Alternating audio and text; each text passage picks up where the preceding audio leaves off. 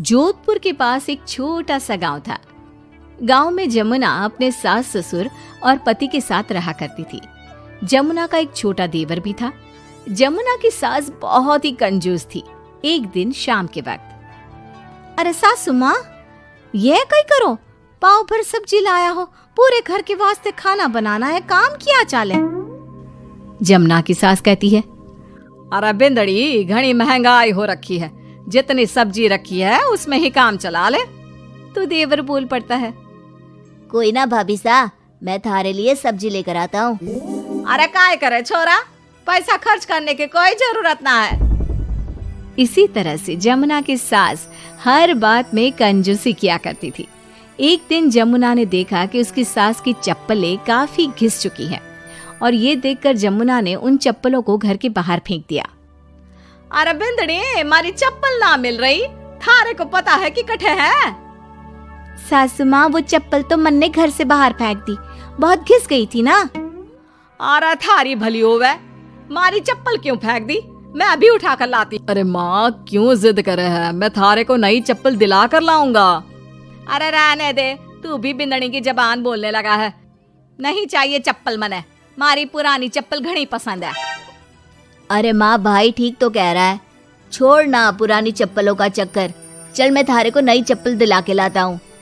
लेकिन जमुना की सास किसी की बात नहीं सुनती और घर के बाहर से किसी तरह चप्पलों को उठाकर वापस ले आती है और फिर से उन्हीं को पहनने लगती है।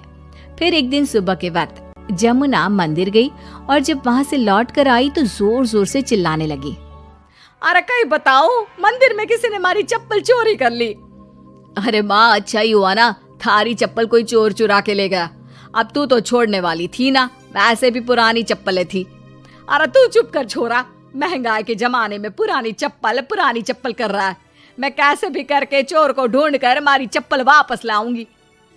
लेकिन माताजी, तब तक आप क्या नंगे पांव फिरोगी पूरे गांव में? अरे बिंदड़ी, थारी नजर लगी है हमारे चप्पलों को, तू ही कह रही थी ना, फेंक दो, देख अब चोर चोरी करके ले गया। उस दिन के बाद जमुना की सास नंगे पांव ही गांव में घूम घूम कर अपनी चप्पलें ढूंढने लगी और कुछ ही दिनों के बाद जमुना की सास को अपनी टूटी चप्पल एक गरीब औरत के पैरों में नजर आई। पकड़ लिया, अरे पकड़ लिया, तूने हमारी चप्पल चुराई ना, अब मैं थारे को छोड़ूंगी नहीं। अरे माँ जी, मंदिर में पड़ी थी, पुरानी चप्पल है, मारे को लगा किसी के काम की ना है, इसलिए उठा ले आई। अरे पहनने दो ना मारे को। आई बड़ी पुरानी चप्पलों वाली, एक तो हमारी चप्पल चुरा ली, ऊपर से आंखें दिखा रही है, चल वापस दे चप्पल। तभी छोटा बेटा वहां पहुंच जाता है और अपनी माँ को इस तरह देखकर कहता है, अरे माँ, क्या कर रही है, अच्छा ना लगे, छोड़ दे, बेचारी गरीब औरत है। मैं कह रहा हूँ ना, मैं थारे को नई चप्पल दिला कर लाऊंगा। ना बेटा, चप्पल तो मैं यही वाली पहनूंगी। ऐसा कहकर जमुना की सास ने उस गरीब औरत से वो चप्पलें छीन ली। इतने पैसे वाली होकर मुझ गरीब से टूटी चप्पल भी छीन ली।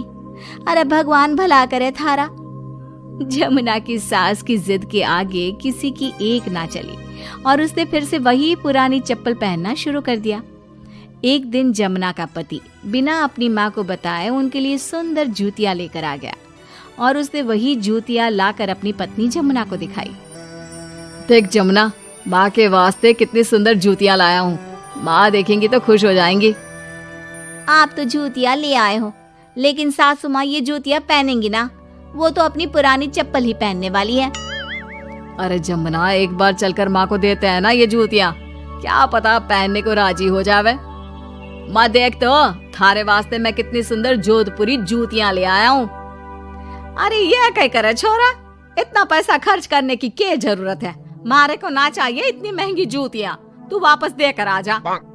जमुना और उसके पति के बार बार कहने पर भी जमुना की सास नई जूतियां नहीं पहनती। जमुना नई जूतियों को उठाकर अलमारी के अंदर रख देती है, क्योंकि दुकान वाला भी अब उनको वापस लेने को तैयार नहीं था। कुछ दिनों के बाद एक दिन सुबह के वक्त अचानक से जमुना की सास की जोर जोर से चिल्लाने की आवाज आती है। आवाज सुनकर जमुना, उसका पति और देवर तीनों दौड़कर घर के आंगन की तरफ आते हैं और वहां पर देखते हैं कि जमुना की सास आंगन में जमीन पर गिरी हुई पड़ी थी। अरे माँ, ये क्या हो गया? अरे मैं तो आंगन में गिर गई। अरे सासू माँ, आप गिर गई कैसे? चोट तो ना लगी ना थाने? अरे बिंदड़ी कहीं बताओ, पैर में बहुत जोर का दर्द हो रहा है। अरे सासू माँ, थारे पैर में तो सूजन आ गई, लगता है जोर की मोच लगी है। माँ, ये सब थारी जिद की वजह से हुआ है। सारे घर वाले थारे से कह के थक गए कि पुरानी चप्पल छोड़ दे छोड़ दे। भाई तो थारे लिए नई जूतियां भी ले आया, फिर भी तू ना मानी। हाँ देवर जी, आप ठीक कह रहे हो सकता है अब सासू माँ को हमारी बात समझ में आ जावे। अरे आ गई, बात समझ में आ गई, अच्छी तरह आ गई। पैर में बड़े जोर का दर्द हो रहा है। अब मारे को सारी बात समझ में आ गई। ला बेटा, जल्दी से नई वाली जूतियां ले आ, आज से ना मैं वही पहनने वाली हूँ।